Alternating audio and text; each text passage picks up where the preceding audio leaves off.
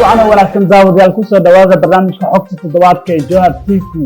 قلبضا عند كوهن أنا وحاقود الرون والوزارة الرابلة وحكومة دي سكالات الدارمين إذا قرن كفل الوجود كلا جوركا سماذا بودلان وقصو صاري والصحافيات arrinta ka dhaxaysa madaxweyne dani iyo sidoo kale ilmo diyaano qoraa qaranka ayaa sidoo kale warbixino musuqmaasuq ku aadan ku eedeeyay afar wasaarad oo kamid ah xukuumadda wasaarada roble dowladana waxa ugu dooran afar wadan ay ku jirto Soomaaliya oo iska bixi waayay qaranka qaramada soo noqdo wanaagsan daawadayaal intaas oo hayeen qodobada ugu door korona ee wararka xogta toddobaadka ku soo dhawaada warkii intaas ka faahfaahsan ra'iisul wasaare roble oo kala dardaarmay xukuumaddiisa in qaranka xilliga lagu jiro kala guurka وكاسو فافاهsan waxaan ahay wariyayna Maxamed Baadiyo Ra'iisul Wasaaraha Soomaaliya Maxamed Xuseen Roble oo maanta gudoomiyay shirkii toddobaadlaha ee golaha wasiirada ayaa mar kale fareynaysa sameey karin xilka qaadis iyo magacaabis Roble ayaa sidoo kale waxa uu ka digay inay galaan wasiirada xukuumaddiisa heshiiso iyo si qalad ah uga faa'iideystaan marxaladda kala guurka ee dalka uu ku jiro waa qasab in mas'uuliyiinta ilaaliyaan nidaamka iyo kala dambeynta si loo dhowro habsami u socodka shaqo gudashada hay-adaha dowladda ma jirto cid qaadi karta xilka qaadis iyo magacaabis aan fasax looga haysan xafiiska ra'iisul wasaaraha yaana lagu degdegin xilka qaadis iyo magacaabis ayuu yiri ra'iisul wasaaraha ayaa sheegay in marnaba uusan aqbali doonin in argoosi ama beegsi loo isticmaalo awoodda xukuumadda ayna tahay haddii la sameynayo xilka qaadis lagala tashto xafiiskiisa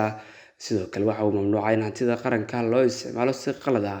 iyadoo lagu xalaaleysanayo heshiisyo baalmarsan sharciga waa inaan iska jirnaa hantida qaranka waan aad u taxadarnaa oo ka feejignaanaa mana aqbalayo ka ra'iisul wasaare ahaan in wax la isdabamariyo ra'iisul wasaare Roble oo dagaal xooggan kala dhaxeeyo muddooyinkii u dambeeyay madaxweynaha madaxweynaha dhamaaday Maxamed Cabdullaahi Farmaajo ayaa dhowr jeer uga digay xukuumaddiisa saraakiisha kala duwan ee ciidamada inay qaadaan tallaabooyin khaldan isla markaana isaga noqdo marjaca u dambeeya ee go'aamada ka gaaray xukuumaddiisa si toos ah looga amar qaadanayo Maxamed Cali Baadiyo Jowhar TV Muqdisho ismada Puntland oo saxaafad ka soo saaray arrinta Maxamed Diyaano iyo sidoo kale madaxweyne Saciid Cabdullaahi Dani warkaas oo faahfaahsan waxaan ahaayeen wariyahana Timacde ismada dhaqanka Puntland oo maalmahan u fadhiya halka xiisada magaalada Boosaaso ee u dhaxaysa xukuumadda Dani iyo taliska ciidanka BSF ee uu hogaamiyay Maxamed Diyaano ayaa caawa soo saaray lix qodob ay u arkeen in arrinta lagu xalli karo ismada ayaa go'aaminaya hay'adda BSF ay sidaasi aato hoggaankeeda loo dayay Maxamed Cusmaan Diyaano iyadoo agaasima Maxamuud la hordhigay dib isugu raadiyo ciidankii ku kala jabay dagaalkii ka dhacay Boosaaso sidoo kale waxay soo jeedeen in madaxweynaha Puntland Saciid Cabdullaahi Dani agaasima Maxamuud Cusmaan Diyaano loo dhigo gogol dib u heshiisiineed si loo soo afjaro khilaafka qodobka saddexaad waxay ismadu ay go'aamiyeen in dhibkii ka dhacay magaalada lagu dagaalamay ee Boosaaso loo bandhigo shareecada Islaamka oo lagu dhaqmo xukunkeeda dhanka kale ismada ayaa xukuumadda Puntland u soo jeeday in laga laabto heshiiska ay la gashay shirkadda Imaaraadka ee DBW oo maamusha dekedda magaalada Boosaaso iyagoo sheegay in 5 sano ay gacanta ku haysay aysan shirkadaasi qaban wixii looga fadhiyay waxaan go'aaminay in 17% dakhliga dekedda loo qoondeeyo horumarinta magaalada Boosaaso dhaqaalahaas waxaa si wadajir ah gacanta ugu hayn doona ismada dhaqanka iyo guddiga horumarinta magaalada loo sameyn doono kuwaas oo noqon doona guddi aamin ah insha Allah ayaa lagu yiri bayaanka ismada Puntland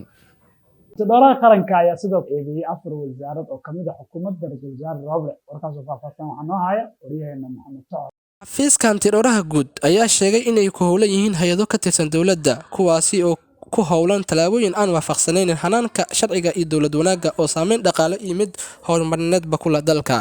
hay'adaha ka tirsan dowladda ayaa lagu sheegay inay kala yihiin wasaaradaha kalluumeysiga kheyraadka badda